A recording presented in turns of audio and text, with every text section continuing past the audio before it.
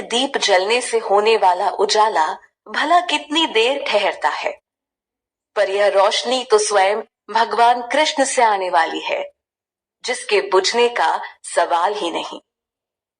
यहां अर्जुन को भगवान बता रहे हैं कि तत्वदर्शियों ने भी यही पता लगाया है कि असत्य का कोई अस्तित्व नहीं होता है, क्योंकि वो हर वक्त बदलता रहता है, जबकि इसके विपरीत सत्य कभी भी बदलता नहीं, वो एक जैसा ही रहता है, यानी शाश्वत।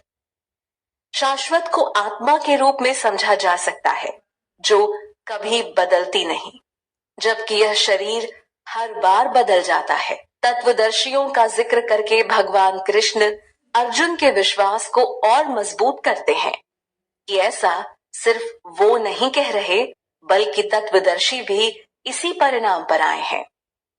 भगवान कृष्ण अर्जुन का ध्यान अविनाशी तत्व की ओर दिला रहे हैं। वो अर्जुन को बोलते हैं कि तुम इस अविनाशी तत्व को अच्छे से जान लो, जो इस पूरे शरीर के अंदर व्याप्त है, जो आत्मा है। आत्मा के निकलते ही शरीर का कोई महत्व नहीं रह जाता। शरीर तो नाशवान है, जबकि अर्जुन अपने परिवारजनों के शरीर के नष्ट हो जाने की चिंता में पड़ा हुआ था। वो शरीर में रहने वाली आत्मा के महत्व को नहीं जान पा रहे थे। आत्मा का ज्ञान यही तो श्री कृष्ण करवा रहे हैं। वो बताते हैं कि इस आत्मा को कभी भी नष्ट नहीं किया जा सकता, बस शारीरिक भाव से बाहर आने की आवश्यकता है। तभी पता चल सकेगा कि युद्ध भूमि पर कौन मरने वाला है। शरीर की चिंता ना करने का उपदेश भगवान कृष्ण दे रहे हैं। आत्मा शाश्वत है, लेकिन वो जिस शरीर रूपी जीव में रहती है, वो शाश्वत नहीं है। उसको आज नहीं तो कल नष्ट होना होगा। यह बात सिर्फ अर्जुन के समझने के लिए ही आवश्यक नहीं थी, बल्कि इसे तो आज यानी कलयुग में हम सबको भी अच्छे से समझ लेना चाहिए। कलयुग, जिसे डार्क एज कहते हैं।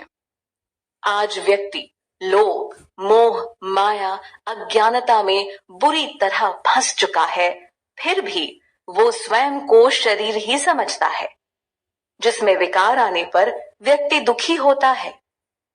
पर भगवान कृष्ण नहीं चाहते कि अर्जुन मोह के कारण अपने कर्म को त्याग दे। वो क्षत्रिय थे और युद्ध करना उनका धर्म था। इसलिए भगवान कृष्ण अर्जुन को कहते हैं कि हे भरत, तू युद्ध कर। आत्मा मरती नहीं और इसे किसी भी हाल में मारा नहीं जा सकता है। आत्मा का वर्णन इस प्रकार भी मिलता है कि वो शरीर के बाल के अग्रभाग के 10,000वें भाग के समान है, जिसे मारना तो दूर देखा भी नहीं जा सकता। जो ऐसा समझ रहा है कि आत्मा कोई नष्ट होने वाली चीज है, वो अंधेरे में है, वो अज्ञानी है। उसे आत्मा के शाश्वत होने का ज्ञान नहीं। अज्ञानता तो वैसे लगभग हर मनुष्य में होती है, सिर्फ कुछ सिद्ध पुरुषों को छोड़कर, जो वास्तव में ईश्वर प्राप्ति के मार्ग में लगे हैं और आत्मा के स्वरूप को समझते हैं। मोहवश अर्जुन में आई इस अज्ञानता का जल्द ही निवारण स्वयं भगवान द्वारा होने वाला था। इस श्लोक में भगवान कृष्ण ने आत्मा के स्वरूप को और अच्छे से समझाया है। परमात्मा तथा अणु आत्मा दोनों ही शरीर में विद्यमान हैं, लेकिन जो व्यक्ति सारी इच्छाओं और शौक से मुक्त हो चुका है, वो ही भगवान कृष्ण की कृपा से आत्मा के स्वरूप को समझ सकता है। यहां स्पष्ट कर दिया गया है कि आत्मा न मरती है और न जन्म लेती है।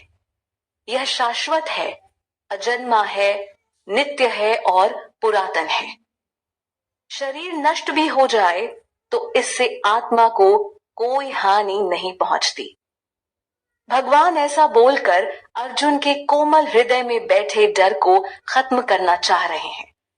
यह अर्जुन की विचारधारा को सही मार्ग पर लाने का प्रयास है। बात सिर्फ विचारों की ही तो है। हम भी कभी न कभी किसी से प्रेरणादायक शब्दों को सुनकर अपने विचार में बदलाव ले आते हैं, और श्री कृष्ण से बड़ी प्रेरणा भला और कौन दे सकता है।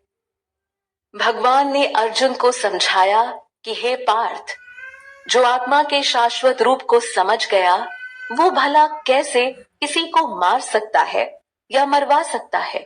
वेदों के अध्ययन से भी यही ज्ञान निकलकर सामने आता है। ब्रह्म ज्ञान में व्यक्ति को इस सत्य तक आना होता है ताकि उसके बाद वो जीवन के सभी कल्मश से निजात पाकर निडर होकर अपने कर्म को कर सके। वैसे भी जब दो देशों के बीच किसी कारणवश युद्ध की परिस्थिति आती है तो उनके सैनिकों को युद्ध करना ही होता है। वो युद्ध स्थल पर भावुक होकर युद्ध से विमुख नहीं हो सकते, क्योंकि यह आर पार का दौर होता है।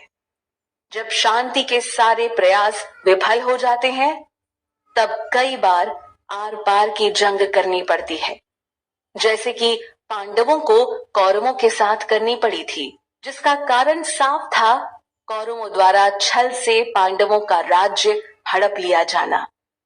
यहाँ अपनी बात को और सरल बनाने के लिए श्री भगवान ने एक उदाहरण प्रस्तुत किया है। वो कहते हैं कि जिस तरह व्यक्ति अपने कपड़ों के पुराना हो जाने पर या फिर उसके फट जाने पर उसे दोबारा नहीं पहनता और उसे फेंक देता है, ठीक उसी तरह आत्मा काम करती है। वो एक शरीर में एक समय तक रहती है।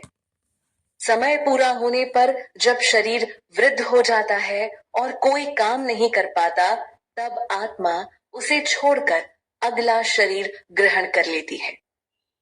दूसरा शरीर जो उसके पिछले कर्मों के आधार पर तैयार होता है। श्री कृष्ण का यूं उदाहरण देकर बात को समझाना बड़ा अच्छा है, क्योंकि आत्मा के स्वरूप को समझना इतना भी आसान नहीं है। हालांकि अर्जुन एक ज्ञानी पुरुष थे, पर कलयुग में इंसान का कुछ और ही हाल है। उन्हें सरल से सरल भाषा की आवश्यकता है। जब एक छोटे बच्चे को कोई बात ठीक से समझ नहीं आती, तो उसे कोई सरल उदाहरण देकर बात समझाने की कोशिश की जाती है। इस तरह भगवान श्री कृष्ण ने सिर्फ अर्जुन का ही भला नहीं किया, बल्कि इस युग के लोगों के लिए भी अपने दिव्य ज्ञान को आसान बना दिया। फिर भी इस काल में अज्ञानता बड़ी हावी है, जिसे मिटाने के लिए व्यक्ति द्वारा कड़े प्रयास किए जाने की आवश्यकता है। लेकिन श्री कृष्ण के शरणागत होकर ये काम बड़ी आसानी से हो सकता है, क्योंकि फिर भगवान उस व्यक्ति को